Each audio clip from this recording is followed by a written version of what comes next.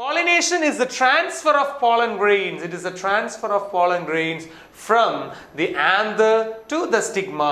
Okay, ആന്തറിൽ നിന്ന് സ്റ്റിഗ്മയിലേക്കുള്ള pollen ഗ്രെയിൻസിന്റെ ട്രാൻസ്ഫറിനാണ് എന്ത് വിളിക്കുന്നത്? പോളിനേഷൻ എന്ന് പറയുന്നു. കണ്ടല്ലോ? സോ ഇതാണ് ഇവിടുത്തെ ആന്തറിൽ നിന്ന് എന്ത് ചെയ്യാണ്? സ്റ്റിഗ്മയിലേക്ക് പോകുന്നു. ഓക്കെ, അപ്പൊ പോളിനേഷൻ സഹായിക്കുന്ന പല ആളുകളും ഉണ്ട് അല്ലെ? ഇത് കണ്ടില്ലേ, ഒരു ബി ആണ്. അപ്പൊ ഇവരെ നമുക്ക് എന്ത് വിളിക്കാം? ദിസ് ഈസ് കോൾഡ് പോളിനേറ്റേഴ്സ് അല്ലെ? ഇവരൊക്കെ പോളിനേറ്റിംഗ് ഏജന്റ്സ് എന്ന് നമുക്ക് വിളിക്കാം കേട്ടോ. എന്താണ് നമുക്ക് ഡീറ്റെയിൽ ആയിട്ട് പഠിക്കേണ്ടതായിട്ടുണ്ട്. Then the kinds of pollination. എന്താണ് കൈൻഡ്സ് ഓഫ് പോളിനേഷൻ? എത്ര തരത്തിലാണ് പോളിനേഷൻ ഉള്ളത്? പ്രധാനമായിട്ടും 3 തരത്തിലുണ്ട് പോളിനേഷൻ കേട്ടോ. വളരെ വ്യക്തമായി മനസ്സിലാക്കുക. പ്രധാനമായും 3 തരത്തിലാണ് പോളിനേഷൻ. ഒന്നാമത്തതാണ് ഓട്ടോഗമി. ഓട്ടോഗമി എന്ന് പറഞ്ഞാൽ എന്താണ്? നിങ്ങൾ മനസ്സിലാക്കേണ്ട ഇത്രയേ ഉള്ളൂ. ഒരൊറ്റ ഫ്ലവർ, ഒരു ബൈസെക്ഷൽ ഫ്ലവർ, അതിനകത്ത് തന്നെ എന്തുണ്ട്? യെസ്, ഇതാണ് ഒരു ബൈസെക്ഷൽ ഫ്ലവർ ആണ്. കണ്ടോ? ഒറ്റ ഫ്ലവർ ആണ്. ഇതിനകത്ത് തന്നെ ഈ പറയുന്ന ആന്തറും ഉണ്ട്, അതിനകത്ത് തന്നെ എന്തുണ്ട്? ഫീമെയിൽ പാർട്ടും ഉണ്ട്. മനസ്സിലായോ? അപ്പൊ ആ സെയിം ഫ്ലവറിനകത്ത് തന്നെ എന്തുണ്ട്? ഈ 2 സ്ട്രക്ചറും ഉണ്ട് അല്ലെ? ആ സെയിം ഫ്ലവറിനകത്ത് തന്നെ എന്തുണ്ട്? ഈ 2 സ്ട്രക്ചറും ഉണ്ട്. കണ്ടോ? ആന്തറും ഉണ്ട്, അതുപോലെ തന്നെ ഈ പറയുന്ന ഫീമെയിൽ റീപ്രൊഡക്റ്റീവ് പാർട്ടും ഉണ്ട് അല്ലെ? അപ്പൊ 2 ഒരേ ഫ്ലവറിൽ തന്നെ ഇരിക്കുകയാണെങ്കിൽ ഓക്കെ, അങ്ങനെ ഇവിടെ നിന്നുള്ള ആന്തർ എന്ത് ചെയ്യും? ഇവിടെ നേരെ ഇതിന്റെ ഫീമെയിൽ പാർട്ടിലേക്ക് വന്ന് വീഴും അല്ലെ? സോ ഇതിനെ നമ്മൾ വിളിക്കുന്ന പേരാണ് ഓട്ടോഗമി. എന്താ വിളിക്കുക? ഓട്ടോഗമി. അപ്പൊ എന്താ ഓട്ടോഗമി? ഓട്ടോഗമി എന്ന് പറഞ്ഞാൽ it is the transfer of pollen grains from the anther to the stigma of the same flower. ഒരൊറ്റ ഫ്ലവർ ആണ് അല്ലെ? പക്ഷെ ആ ഫ്ലവർ എന്തായിരിക്കണം? It should be in a bisexual condition. മനസ്സിലായോ? അതൊരു ബൈസെക്ഷൽ ഫ്ലവർ ആയിരിക്കണം കേട്ടോ.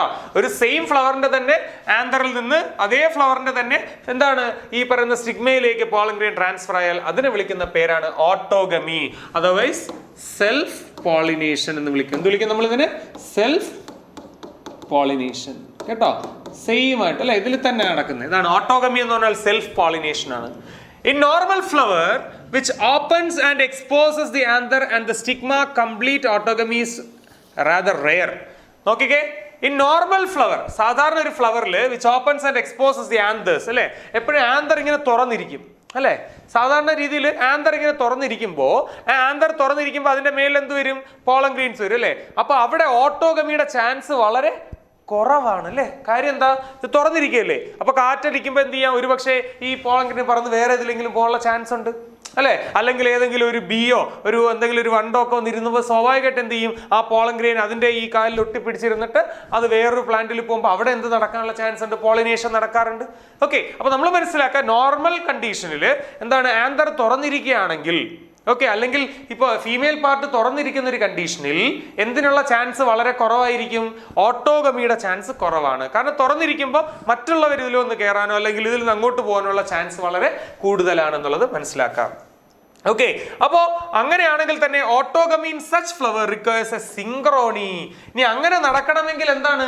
ഒരു സിങ്ക്രണൈസേഷൻ വേണം. ഇവർക്കിടയിൽ ഒരു സിങ്ക്രണൈസേഷൻ. എന്താ ഈ സിങ്ക്രണൈസേഷൻ? ഇപ്പൊ മെയിലിന്റെ ആന്തർ ഇങ്ങനെ മെച്യൂറായി റിലീസ് ചെയ്യുന്ന അതേ സമയത്ത് തന്നെ ഫീമെയിലിന്റെ റീപ്രൊഡക്റ്റീവ് പാർട്ട് ഏതാ? സ്റ്റിഗ്മ റിസപ്റ്റീവ് ആവണം ഇവനെ സ്വീകരിക്കാൻ. ഒന്ന് ആലോചിച്ച് നോക്കിക്കേ, ആന്തർ റിലീസ് ചെയ്യുകയും ഇവൻ സ്വീകരിക്കാൻ റിസപ്റ്റീവ് അല്ലാത്ത ഒരു കണ്ടീഷനിൽ വന്നാൽ ഇവിടെ എന്ത് നടക്കില്ല? പോളിനേഷൻ നടക്കില്ല. മനസ്സിലായോ? അപ്പൊ അത് സക്സസ് ആവണമെങ്കിൽ എന്ത് വേണം? ഇവൻ റിലീസ് ചെയ്യുന്ന അതേ സമയത്ത് തന്നെ ഇവൻ റിസീവ് ചെയ്യാൻ റെഡി ആയിരിക്കണം. അതാണ് ഇവർക്കിടയിലെ സിങ്ക്രണൈസേഷൻ എന്ന് പറഞ്ഞാൽ. മനസ്സിലായോ? സോ അങ്ങനെയാണെങ്കിൽ ഓട്ടോഗമി നടക്കണമെങ്കിൽ ഒരു കണ്ടീഷനാണ് the flower requires synchronisation in the pollen release and the stigma receptivity. ആ പോളനെ റിലീസ് ചെയ്യുന്നതും അതുപോലെ തന്നെ ആ സ്റ്റിഗ്മ റിസീവ് ചെയ്യുന്നതിനും തമ്മിലൊരു സിങ്ക്രണൈസേഷൻ ആവശ്യമാണ്. Okay, and also the anthers and the stigma should lie close to each other so that the self pollination can occur. അല്ലേ? വളരെ ഇമ്പോർട്ടൻ്റ് ആണ്. എന്ന് പറഞ്ഞാൽ ഈ പറയുന്ന ആന്തറും അതുപോലെ തന്നെ ഫീമെയിൽ റീപ്രൊഡക്റ്റീവ് സ്ട്രക്ചറും കേട്ടോ, ഇത് രണ്ടും should lie close to each other. രണ്ടും എന്തായിരിക്കണം? അടുത്തടുത്തിരിക്കണം. അടുത്തടുത്തിരുന്നാൽ മാത്രമേ ഈ പറഞ്ഞ എന്ത് നടക്കുള്ളൂ? ഓട്ടോഗമി നടക്കുള്ളൂ അല്ലെ? നിങ്ങൾ നേരത്തെ ഈ ഡയഗ്രത്തിൽ കണ്ടില്ലേ? ഇതിലെന്താ കണ്ടത്? ആന്തറും ഉണ്ട്, ഫീമെയിൽ പാർട്ടും ഉണ്ട് അല്ലേ.